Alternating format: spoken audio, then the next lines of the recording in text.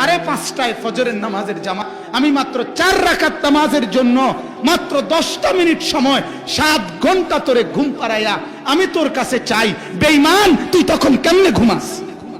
ওই নাফরমান, তোমরা যারা ঘুমাও ফজরের নামাজ না পড়ে, টাকায়তরা কেমনে ঘুমাও? কেমনে ঘুমাও মিয়া? আপনাদের যাদের ঘরে ছেলেরা মাসের পর মাস ফজরের নামাজ না পড়ে ঘুমায়, এই নাফরমানকে কেন পালেন? বলেন মিয়া, বলেন। ওই ওই ওই ওই বিবির সাথে কেমনে রাত কাটান যে এই নাফরমান মহিলা ফজরের নামাজ পড়ে না? ওই অসভ্যর সাথে কেমনে রাত কাটান? ও তো দুশমন, ও তো আল্লাহর দুশমন। দুশমন না? ও রাসূলের দুশমন না? নবী বলছে ফজরের নামাজ না পড়ে ঘুমায়, সেজদা না দিয়ে ঘুমায়, তার উপরে মাখলুকাতের লানত, সমস্ত ফেরেশতার লানত, রব্বুল আলামিনের লানত, খোদার গজব তোর উপরে, রাসূলের গজব তোর উপরে, ফেরেশতার গজব তোর উপরে, সমস্ত সৃষ্টির গজব তোর উপরে, লানত তোর উপরে, অভিশাপ তোর উপরে। কুত্তা তোরে দেখলে লজ্জা পায়, শুয়োর তোরে দেখলে লজ্জা পায়, মুখ ফিরায় নেয় বেটা। মুসলমান কলিজার মধ্যে যদি বলেন হুজুর এত শক্ত করে বললেন কেন, গায়ে লাগবে, আরে বেটা তোর আড্ডিত লাগো, আমি এটা চাই। আমার কলিজার ব্যথা হইলো গায়ে লাগবে না, শুধু আড্ডিতে লাগুক, আড্ডির ভিতরে যদি লাগে তাইলেও ভালো। কেন মুসলমান হয়ে নামাজ পড়ি না? কেন আল্লাহর কোরআন পড়ি না? কেন? আল্লাহ অপরাধ কি করছে আমাদের কাছে? কথা বলেন না মুসলমান। মালিক সারা রাত ঘুম পাড়াইয়া অন্যায় করছে তোমার লগে, হ্যাঁ? তাহলে তুমি সেজদা দাও না কেন? কেন ফজরের নামাজ পড়েন না? হ্যাঁ? আল্লাহ পাককে কেন ভয় করেন না? হাসরের ময়দানে মালিকের সামনে কেমনে দাঁড়াবেন? রসুলে পাকের সুপারিশ কেমনে চাইবেন? আল্লাহর কসম বাবা, রাসূলুল্লাহ সাল্লাল্লাহু আলাইহি সাল্লাম তারিখের কিতাবে আছে, সর্বশেষ সোমবার দিন রবিউল আউয়াল মাসে নবী পাক সাল্লাল্লাহু আলাইহি সাল্লাম ইন্তেকাল করছিলেন। সর্বশেষ নবীজি ইন্তেকালের পূর্বে ফজরের নামাজ নবীজি মসজিদে যাইতে পারে নাই, অসুস্থতার কারণে শেষ দিকে হযরত আবু বকর সিদ্দিক মসজিদে নববীতে ইমামতি করছিলেন 23 ওয়াক্ত নামাজ। শেষ দিন সোমবার দিন ফজরের নামাজের ওয়াক্তে পুরা মসজিদ ভরা সাহাবীরা, আবু বকর ইমাম, হযরত আল্লাহর নবী বললেন আয়েশাকে, নবীজির স্ত্রীকে, আয়েশা আমার হুজরা, আমার কামরার পর্দা সরায় দাও, আমি আমার সাহাবীদেরকে দেখব। আল্লাহর নবীর কামরা সরায় দিছে, আর হযরতে আয়েশা রাসূলুল্লাহর পিছন দিকে হেলান দিয়া বসায় না, মানুষের শোয়ার থেকে এভাবে বসাইছে, বসাইয়া আল্লাহর নবী সাল্লাল্লাহু আলাইহি সাল্লাম সাহাবীদের দিকে তাকাইয়া খুশিতে চোখের পানি ছেড়ে দিয়ে বলছে, আয়েশা এই ফজরের নামাজ, এটা ফজরের নামাজ। ফজরের নামাজে দেখছে পুরা মসজিদ ভরা মুসল্লি। আল্লাহর নবী চোখের পানি ছেড়ে দিয়ে বলছে, আয়েশা আমার জিন্দেগি সার্থক, আয়েশা আমার 23 বছরের মেহনত সার্থক, আমার তায়েফের রক্ত, আমার উহুদের দান শহীদ, আমার 14 দিনের পেটে পাথর বাঁধা, আমার সব কষ্ট সার্থক, আয়েশা আমার উম্মতকে দেখে গেলাম ফজরের নামাজে মসজিদ ভরা। এরপরেই নবীজি হাত তুলে দোয়া করছে, আল্লাহ আল্লাহুম্মা রফিকাল আলা, আল্লাহ এখনই আপনার কাছে, বন্ধু আপনার কাছে যেতে চাই, আর কোনো আফসোস নাই। জোহরের আগেই আল্লাহর নবী ইন্তেকাল করছে। দোস্ত, রাসূলুল্লাহ শেষ ফজরের নামাজে দেখে গেছে, খুশি হয়েছিলেন। আজ যখন উম্মতের মসজিদে মসজিদে ফজরের নামাজের সময় 2-4-5 জন মুসল্লি ছাড়া বাকিরা জন ঘুমায়, মদিনার রওজা পাকের নবী তখন খুশি হয় তো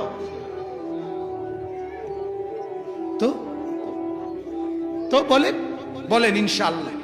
আজকে নিয়ত করেন, এখন নতুন করে নিয়ত করেন, ফজরের নামাজ পড়বেন ইনশাআল্লাহ। নিয়ত করেন, হাত তুলে নিয়ত করে, একেবারে পাটপাড়ি করে হাত তুললেন না বললাম, আল্লাহর সাথে ধোঁকাবাজি করেন না বললাম, কিন্তু আল্লাহ আমাদেরকে তৌফিক দান করেন, আল্লাহ আপনি কবুল করেন, আল্লাহ আপনি হিম্মত দান করেন, আল্লাহ তাআলা আপনি নিজ কুদরতে জাগায় দিয়েন, আমিন।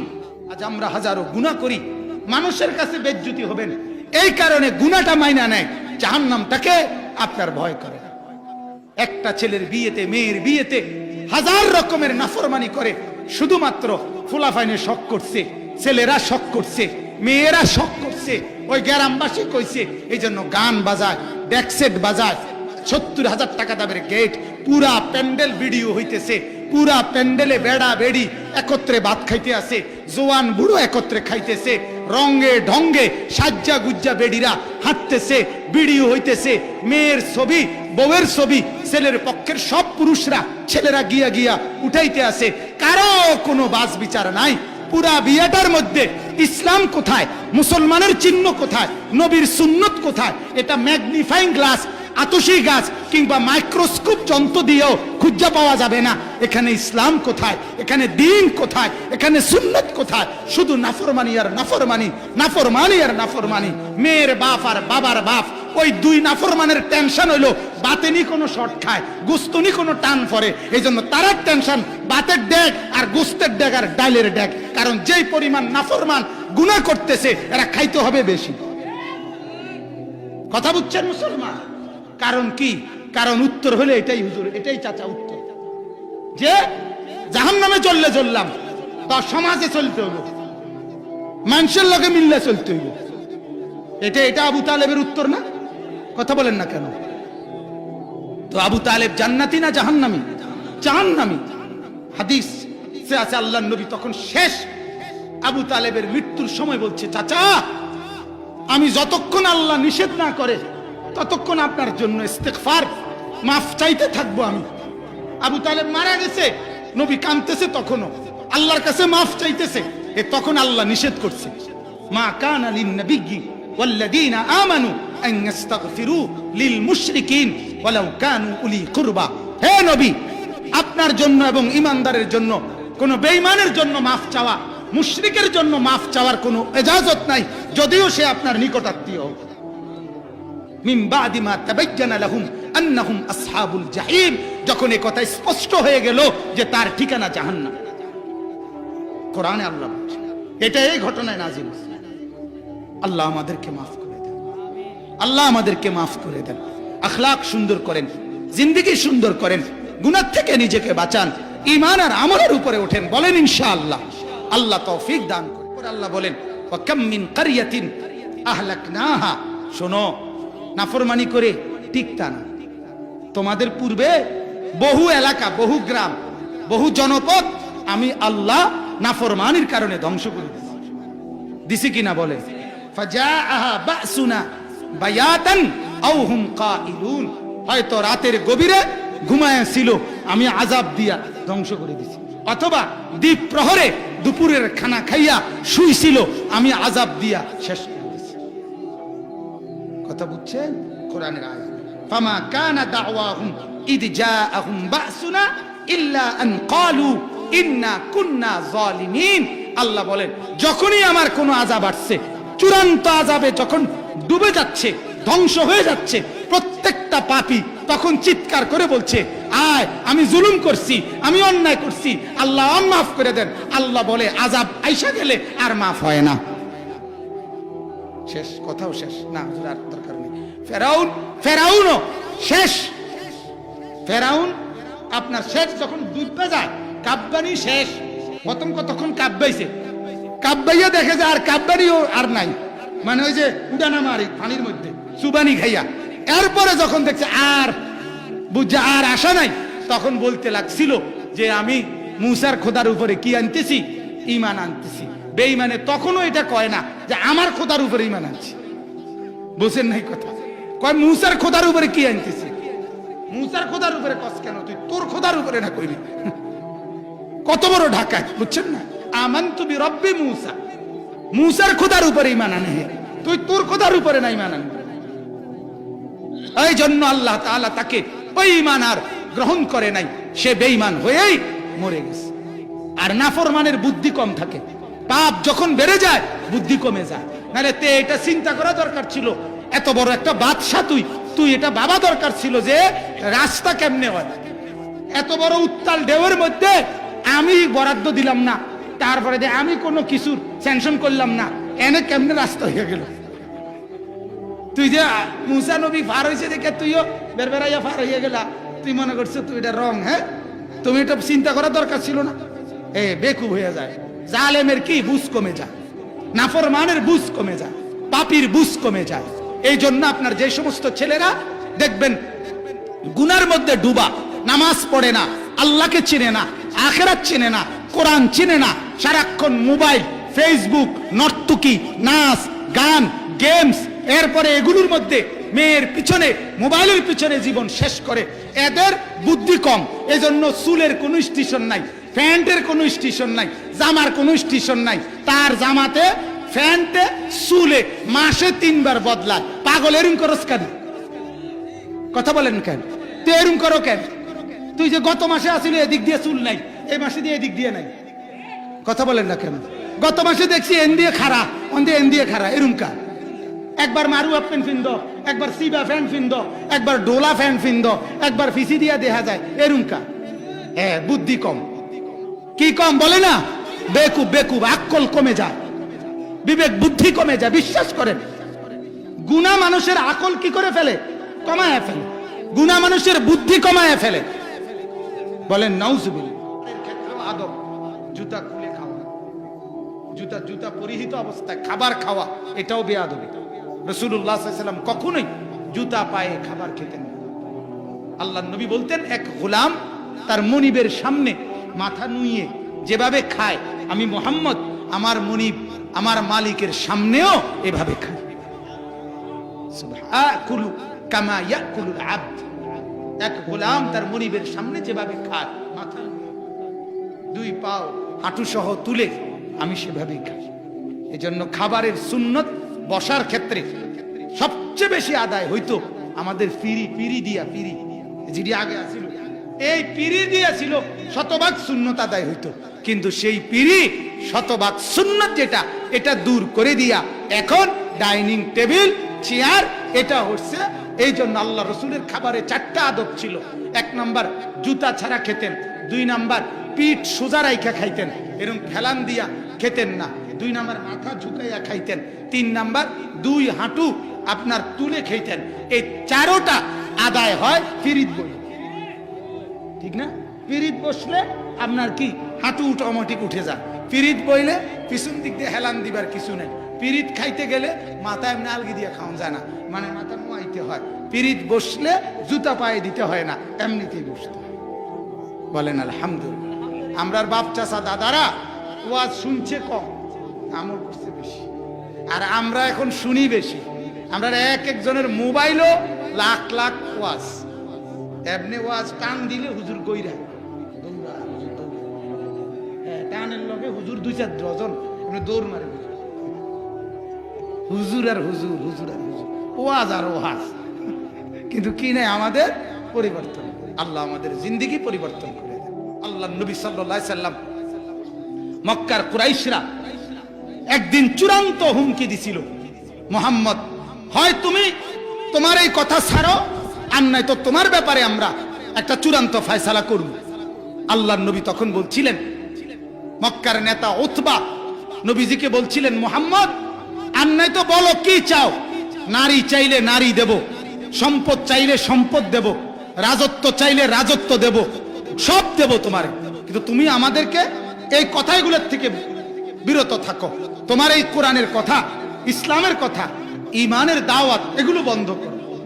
হাদিসের মধ্যে আছে আল্লাহর নবী সবার সামনে দাঁড়িয়ে স্পষ্ট ভাষায় বলছে, ওয়াল্লাহি, আল্লাহর কসম, হে মক্কাবাসী, লাউ ওয়াদাতুমুশ শামসা ফি ইয়ামিনি, তোমরা যদি আমার ডান হাতে আকাশের সূর্যটা এনে দাও, ওয়াল কামারা ফি ইয়াসারি, আর আমার বাম হাতে যদি আমার চাঁদটা এনে দাও, ওয়া আমারতুম আন আতরুকা হাদিহি দাওয়া, আর চাঁদ আর সূর্য এনে দিয়ে যদি বলো আমাকে, আমি এই দাওয়াত ছেড়ে দিতাম, এই কথাগুলো ছেড়ে দিতাম, এই কোরআন ছেড়ে দিতাম, এই ঈমানের এলান বাদ দিয়ে দিতাম, লান আতরুকাহা, আল্লাহর কসম আমি এটা ছাড়ব না, হাত্তা উনাফিজাহা আও আমুতা ইলাল্লাহ, আল্লাহর কসম, হয় জমিনে এই ঈমান, এই কোরআন, এটা বাস্তবায়ন হবে, নয়তো আমি জীবন দিয়ে আল্লাহর কাছে চলে যাব। মাঝখানে কোনো সমঝোতার কোনো অপশন নাই। হয় ইমানদার হবে, হয় কোরআন কায়েম হবে, আর নয়তো আমি মুহাম্মদ জীবন দিয়ে চলে যাব। হাদিসের মধ্যে আছে, এই কথা বলে আল্লাহ নবী সাল্লাল্লাহু আলাইহি সাল্লাম কাঁদতে শুরু করছে, বলছে তোমরা আমাকে ফিরাইতে পারবা না।